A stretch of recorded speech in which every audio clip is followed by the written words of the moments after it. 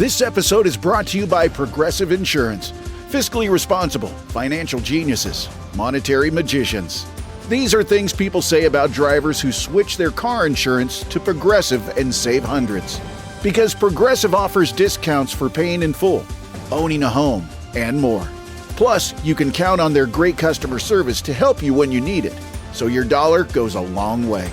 Visit Progressive.com to see if you could save on car insurance. Progressive Casualty Insurance Company and Affiliates. Potential savings will vary. Not available in all states or situations. Lowe's knows that your business is built on speed and trust. That's why the Lowe's Pro Desk is here to get you what you need the moment you need it. We'll help you plan your project, calculate your materials, and pivot when your job takes an unexpected turn. And with our Pro-only checkout and dedicated Pro parking, you have what you need to tackle your job and be back on the job in no time. Just visit us at the Pro Desk. Lowe's knows pros. We help. You save.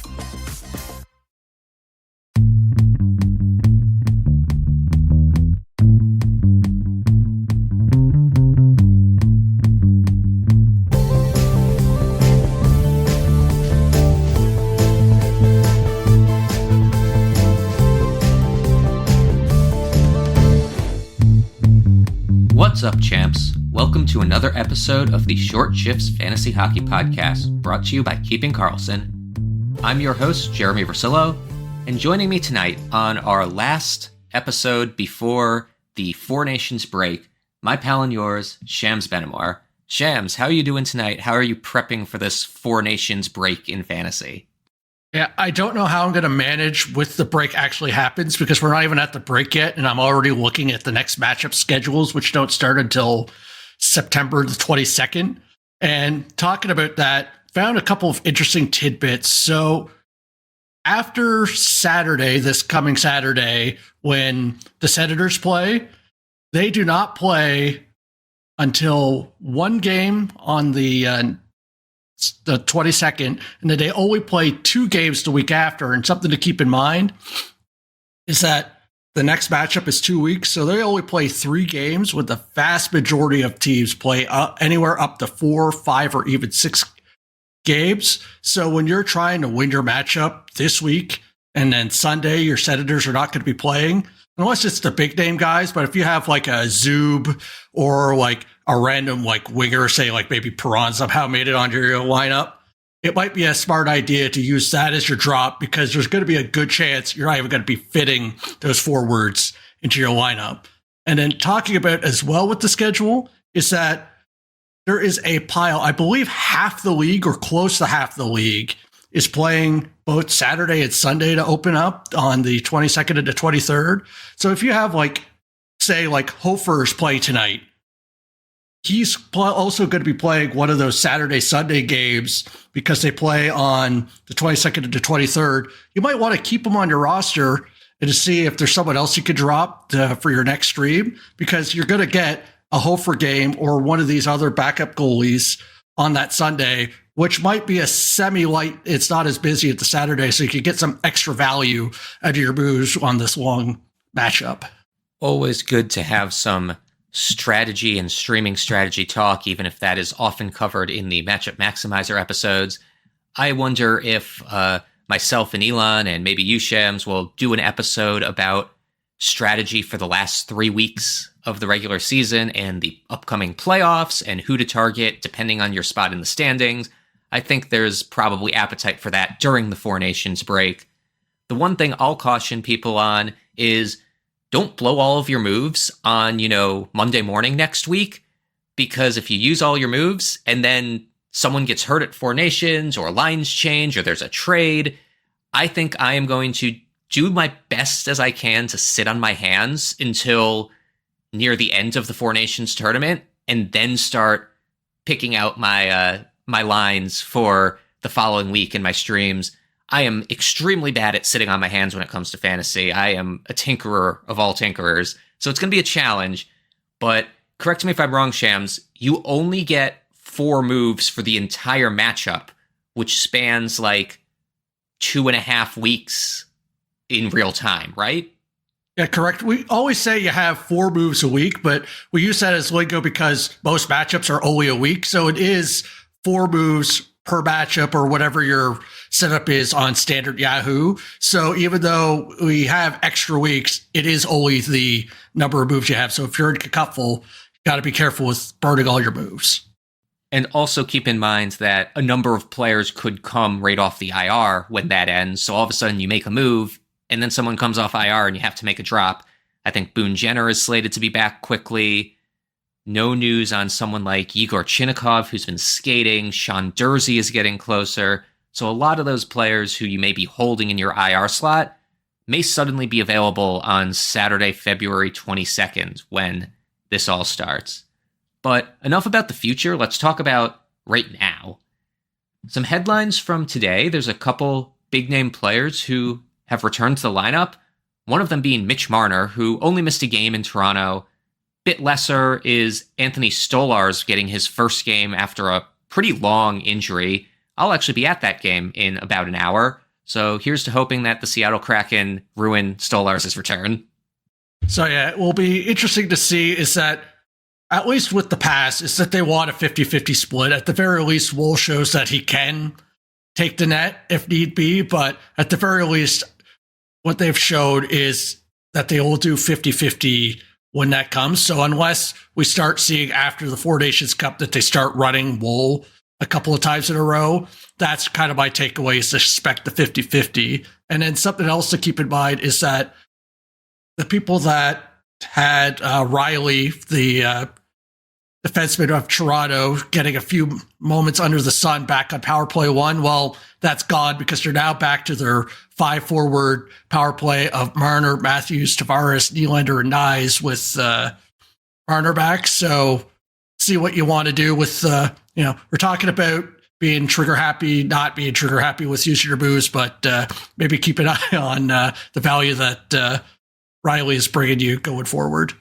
Definitely don't consider Rielly a must-hold in my book. I would be holding on to Woll to see what happens, basically coming back from the 4 Nations. Like you were saying, he'll be guaranteed one of those starts. I'm assuming they're one of the teams that plays a back-to-back to return. I didn't actually check that. But see what the split looks like. I know there's injury concerns with Woll too, so that is probably why Toronto likes rotating them. But it may be the end of the road for him as, he's kind of been like a top-flight fantasy goalie recently. Like, he's been really good when he's starting all of the games for the Toronto Maple Leafs. But yeah, patience over panic here. Another player who just returned from injury after a single-game absence is Zach Werenski. He already has, I believe, 2 assists in that game. I know that was a much-needed boost for Columbus. They basically had a ton of injuries and were playing with the skeleton crew last game, and that was not so pretty. Obviously, Werenski's owned everywhere. He's one of the big breakouts of this year. Any other fallout from this change that you're seeing? I think it's more of, we talk about how injuries take away from everyone when looking at a fantasy prospect. I think this is just kind of the other way around of just hoping the most out of just all the other players. Something a little to keep in mind is that Kent Johnson has actually taken the top spot in place of Marchenko being injured. It was Sillinger there before, so now it's something else to keep in mind, and we'll see how things go, but basically just happy to have Werenski back if I have any defenseman, goalie, or forward for Columbus. The goalie is definitely where I was going with that. Elvis Merzlikins has had some really good games in his past 10, but the last couple have started to slip, and especially the one, I think last game without Werenski and Marchenko in the lineup, he gave up like 3 goals on 20 shots, which is not a particularly nice fantasy start.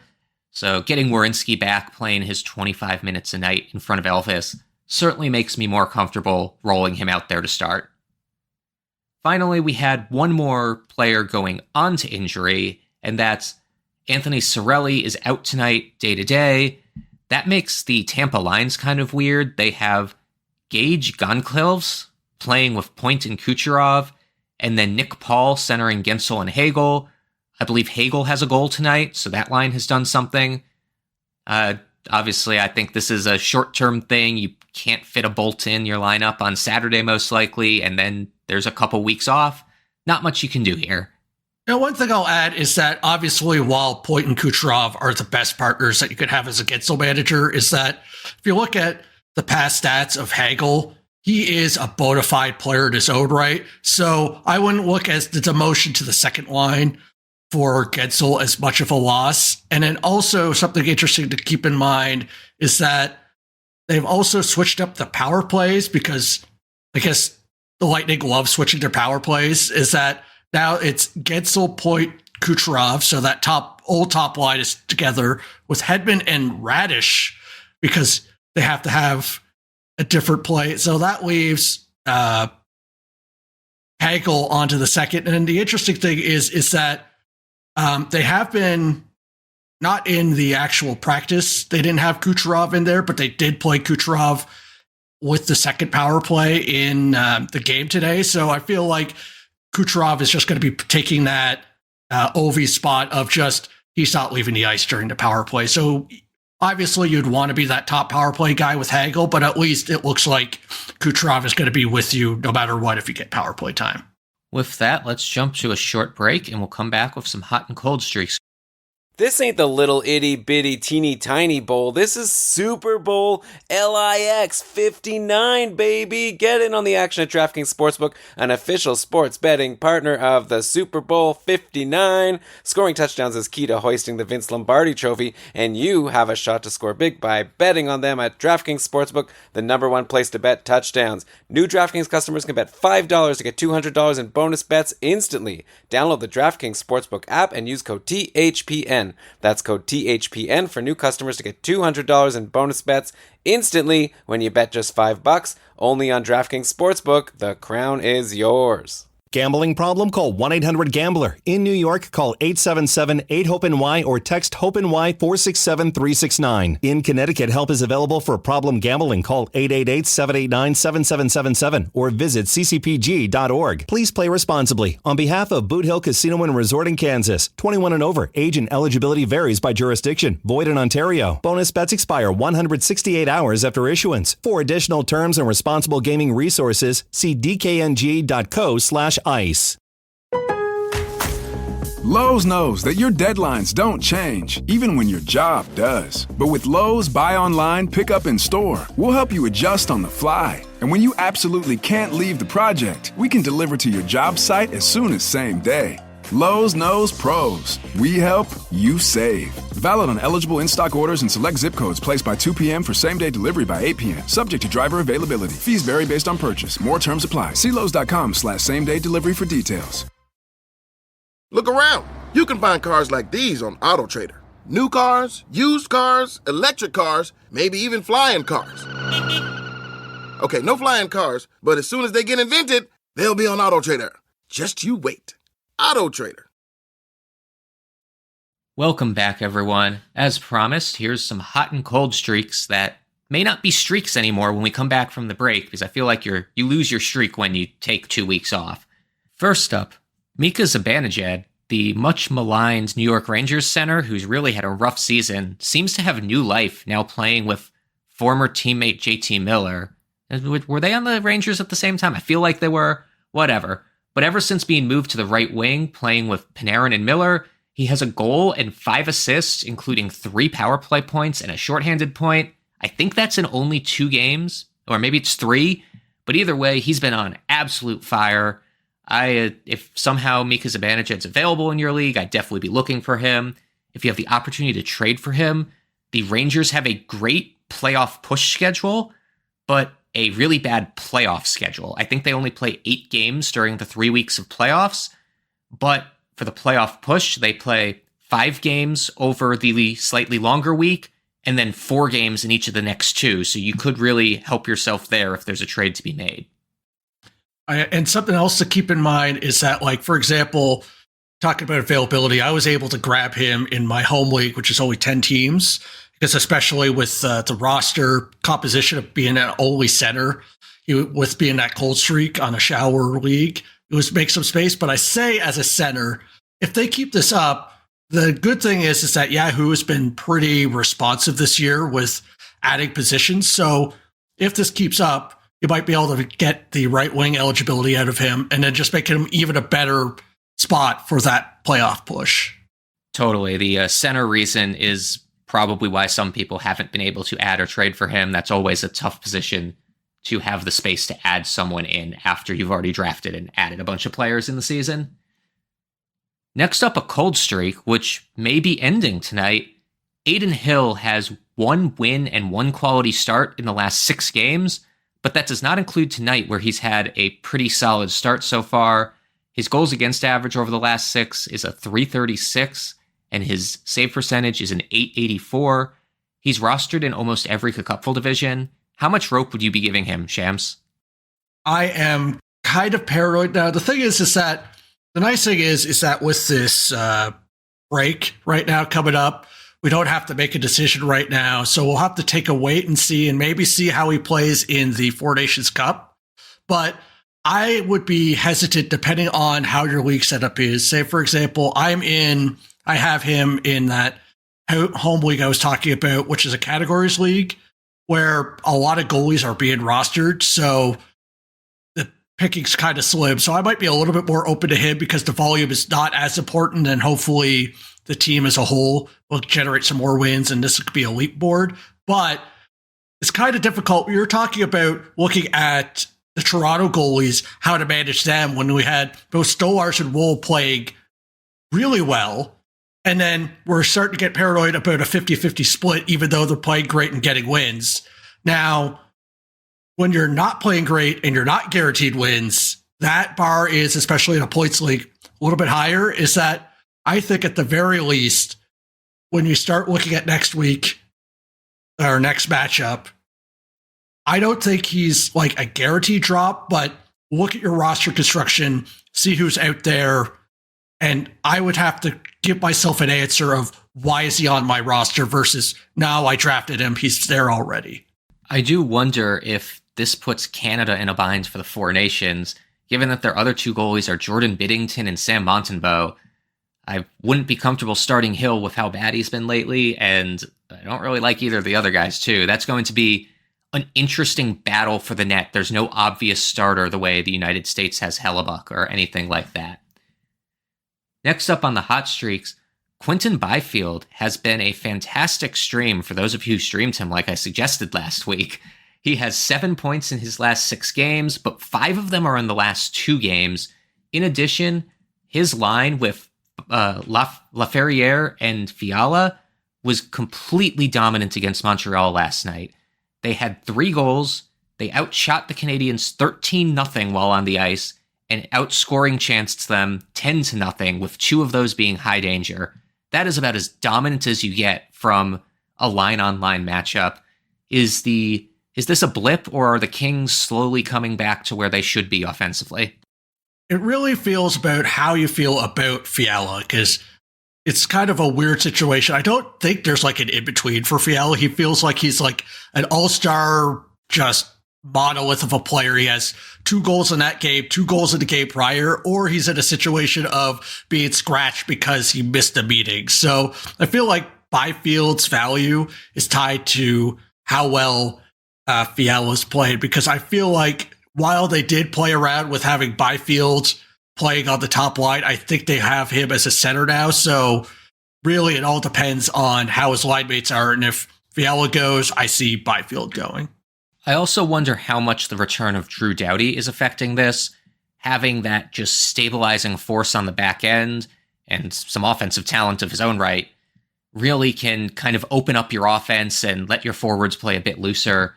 I'm definitely interested in the Kings. Again, they play Monday, Wednesday, Friday in the long week next week, or next matchup, which is it's a pretty light day type of schedule. So I'm going to be holding Quinton Byfield for another week and possibly looking to pick up more Kings if I can.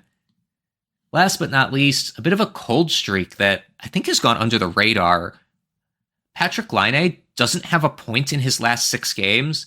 He has 4 shots in his last 5 games, and his time on ice has dropped like a rock. He's been playing like 10 to 13 minutes the past few games. Do you think he's in the doghouse? Or is this an injury? Or are we really worried about him? What do you think here? It's definitely doghouse, because the coach told reporters he's I forget which game, but he got benched at least one game. And I believe he may have gotten like semi-benched in another. Like, this is just one of those situations where hopefully it's not a Verada situation. I always joke about Verada showing up on a team. Everyone loves him. Maybe a more recent call out would be like Kuzmenko, where they show up on a team, goes off, everyone loves him, and then for some reason it just doesn't work out. I don't know if Laine is that situation, but it kind of feels like it now. We have him playing his way out of Winnipeg. He was playing great in when he was healthy in Columbus, but it never worked out. And then this is his first bit. Now, hopefully it's not as quick of a storyline as this time around, but this is kind of be a situation where this is really kind of the way that fantasy people have been talking about how to manage Kaprizov with his injury, of just like, if you are in a playoff spot and you have a little bit of wiggle room to play, maybe you can let him sit around. But if you're in a situation where you're playing for a playoff spot and you don't know, it kind of depends on who else you have to drop. I would not be afraid to drop Laine, but just understand at any point, you could turn it back on and then back on the power play and it could burn you. But understand that that's not a guarantee, but it's something that might happen. He feels like such a boom bust fantasy asset at this point, where either he's scoring a power play goal or he's a cardio session. Like, he hasn't been hitting a ton. He hasn't been shooting a lot lately. I'd love to get him to get back to 3 shots a game like he used to. I don't know. I love Patrik Laine. Like, I hope that he uses the Four Nations with Finland to find his game and has a great game. But I'm also a bit worried just because we've seen this before. With that, thank you for joining us. If you enjoyed our show, please consider joining the Keeping Karlsson Patreon group at keepingkarlsson.com/patron, where super supporters receive ad-free episodes, and you can interact with Brian, Elon, the Short Shifts crew, and hundreds of other talented fantasy managers on our active Discord server. Check out GameDayTweets.com to get all the best info from Twitter without having to slog through the rest of that place, including team by team and searchable tweets by player name. Visit that site and the other great sites we use to research our episodes with at Yahoo, Frozen Tools, and Natural Stat Trick. Our intro and outro music was created by Pat Roach. Till we see you next time, which will be a few weeks from now, play smart and keep your shifts short.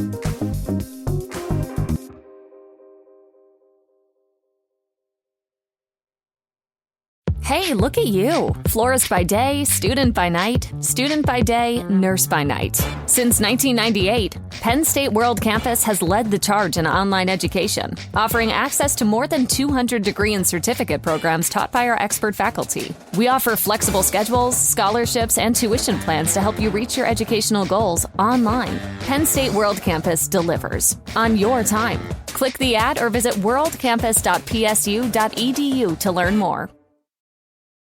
1, 2, 3, 4. Those are numbers.